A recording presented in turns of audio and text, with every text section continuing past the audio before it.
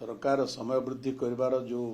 आवेदन करिसेंती केंद्र सरकार पाखरे से बहुत विलंबित आवेदन करिसेंती। पूर्व निजे ट्रिब्यूनल उभय राज्य सरकार मान को परामर्श देइथिले कि ट्रिब्यूनल कार्यकाल बढ़ावा पई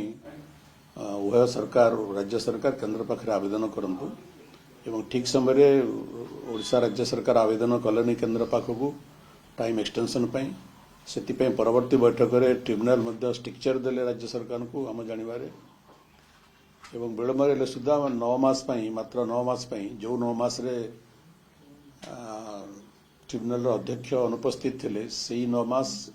पूरण 9 मास समय बढ़ावा कुआड़े राज्य सरकार आवेदन करिसेंती। धारणा जे आसंता 9 मास भितर ट्रिब्यूनल कार्यकाल शेष हबार संभावना नहीं ट्रिब्यूनल निष्पत्ति शुणवार संभावना नहीं एथि समय लगे तेणु जिते दिन पर्यंत ट्रिब्यूनल तंकर राय न देइछंती ट्रिब्यूनल कार्यकाल बढ़ार आवश्यकता रही एवं आज आम शुणुचु आज ट्रिब्यूनल 30तम शुणाणी अच्छी एवं ओडिशा राज्य सरकार पक्षरु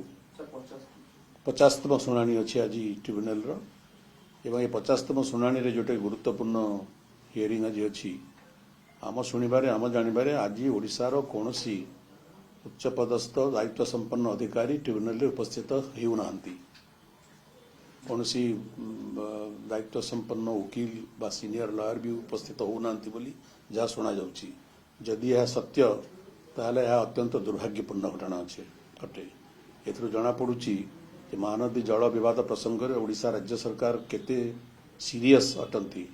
के समस्या को केते गुरुत्वर सहित नौछंती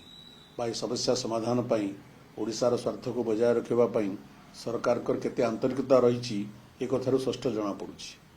किंतु सर सरकार कहउछथि उच्च स्तरीय कमिटी गठन करा जायछि मंत्री स्तरीय कमिटी एवं तांकर सरकार को मोर प्रश्न उच्च स्तरीय कमिटी जो गठन करा गला मंत्री स्तरीय से कमिटी छत्तीसगढ़ सरकार का सहित आपोष आलोचना पई जीवा पई दिन धार्य करिथिले एवं काहे की को परिस्थिति रे से कार्यक्रम को उच्च स्तरीय कमिटी बातिल कले एटा ओडिशार जनसाधारण जानिबा चाहती आम जानिबारे आपोष समाधान आलोचना पई छत्तीसगढ़ सरकार कौन आग्रह नहीं बा कौन आंतरिकता नहीं सेति पई राज्य सरकार उच्च स्तरीय कमिटी छत्तीसगढ़ गस्त को बातिल कले कि ये प्रश्न उत्तर सरकार दिंतु जदि जल संपद मंत्री विधानसभा एपरी कौन लिखित विवृत्ति देइछंती सर विधानसभा रेकर्ड थी मु जानी मोर स्मरण ना हूँ तो आम भूली जाइबू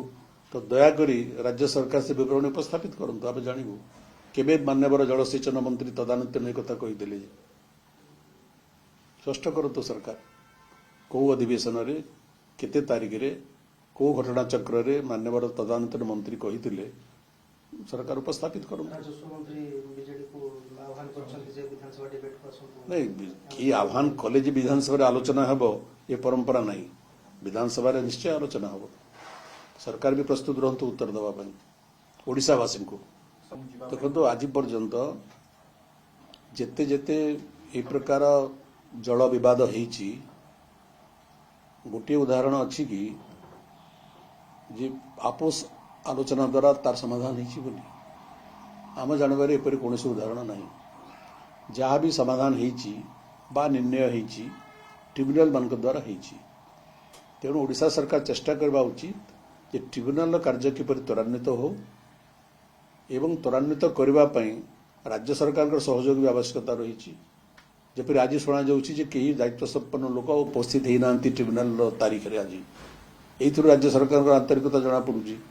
तो ए प्रकार जदि आंतरिकता राज्य सरकार देखेबे ट्रिब्यूनल कार्य आहुरी विलंबित हम निर्णय नेबा पई ट्रिब्यूनल आहुरी समय नेबे तेणु ट्रिब्यूनल कार्य किपरि शीघ्र समाहित हम